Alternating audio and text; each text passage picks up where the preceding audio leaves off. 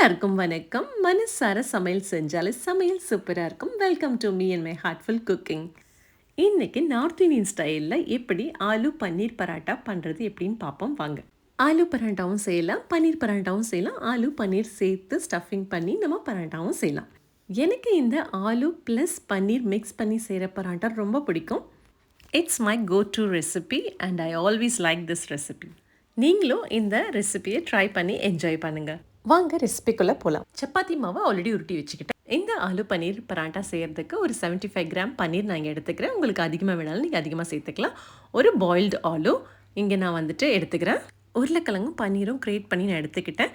இப்போ ட்ரை மசாலாஸில் 1 teaspoon chilli powder, 1 teaspoon கொத்தமல்லி தூள், 1 டீஸ்பூன் ஜீராத்தூள், அதாவது cumin powder, 1/2 teaspoon garam masala, இதோட கூட சாட் மசாலாவை நம்ம சேர்த்துக்கலாம். சால்ட்டும் சேர்த்துக்கோங்க. சின்ன டிப்பு, சாட் மசாலா சேர்க்கறதுனால டேஸ்ட் இன்னுமே சூப்பராக இருக்கும்.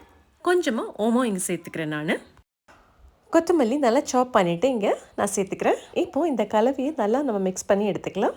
இந்த கலவையோட உப்பு தேவையான அளவு சேர்த்துக்கோங்க. இப்போது எல்லா இன்க்ரீடியன்ட்ஸ்க்கும் நல்லாவே மிக்சிங் கொடுத்துக்கோங்க.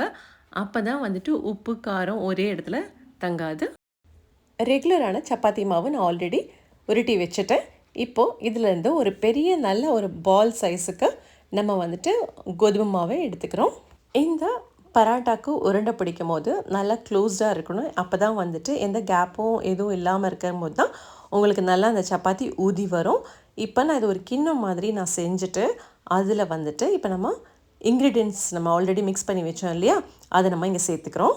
இந்த பராட்டா செய்கிறதுக்கு நான் வந்துட்டு உள்ள ஸ்டஃபிங் வச்சுட்டு கரெக்டாக க்ளோஸ் பண்ணணும். அதுலேயும் எந்த கேப்போ எந்த ஹோலோ இருக்கக்கூடாது. அப்போ தான் ஊதி நல்லா வரும். இப்போது நல்ல காஞ்ச மாவு வந்துட்டு 2 பக்கமும் நான் தடவி எடுத்துட்டு அதை நல்லா ப்ளைனாக ரவுண்டாக உருட்டி எடுத்துக்கோங்க. இந்த பராட்டாக்கு உருட்டும் போது ரொம்ப திக்காகவும் இல்லாமல் தின்னாகவும் இல்லாமல் ஒரு மீடியமான பதத்துக்கு உருட்டி எடுத்துக்கோங்க.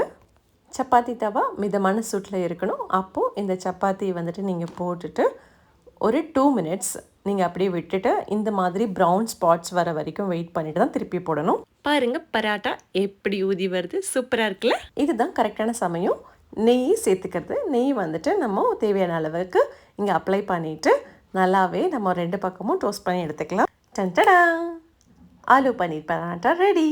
பிளேட்டிங்கும் பண்ணியாச்சு.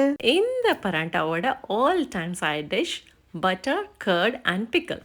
நான் சொன்ன சின்ன சின்ன டிப்பை நீங்கள் ஃபாலோ பண்ணினா இந்த மாதிரி சூப்பராக ஃப்ளஃபியாக பராட்டா வரும். இப்போ பாருங்கள், ஓப்பன் பண்ணி பார்த்தா பாக்கெட்ஸ் மாதிரி வருதில்ல, இதுதான் ப்ராப்பர் பராட்டா. இப்படி செய்கிறதுனால பராட்டா வந்துட்டு சாஃப்டாக இருக்கும், ஹார்டாக இருக்காது. வாங்க சாப்பிடலாம். கொஞ்சம் பட்டர், கொஞ்சம் பராட்டா, கொஞ்சம் தஹி, கொஞ்சம் பிக்கல், இதை சேர்த்து சாப்பிட்டு சூப்பராக இருக்கும். இந்த சாஃப்டான ஃப்ளஃபியான ஸ்டஃப்டு ஆலு பன்னீர் பராட்டாவை செஞ்சு நீங்களும் என்ஜாய் பண்ணுங்கள். உங்கள்கிட்ட ஒயிட் பட்டர் இருந்ததுன்னா கண்டிப்பாக அதை சேர்த்துக்கோங்க, இன்னுமே சூப்பராக இருக்கும்.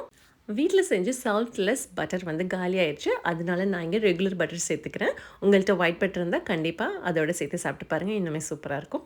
எந்த சைட்ஸும் இல்லாமல் வெறும் ஆலு பன்னீர் பராட்டாவும் நீங்கள் சாப்பிட்டாலும் இன்னுமே சூப்பராகவே இருக்கும். நீங்களும் ட்ரை பண்ணி பாருங்கள். தேங்க்ஸ் ஃபார் வாட்சிங் my channel me and my heartful cooking. மனசார சமையல் செஞ்சாலே சமையல் சூப்பராக இருக்கும். மீண்டும் சந்திப்போம்.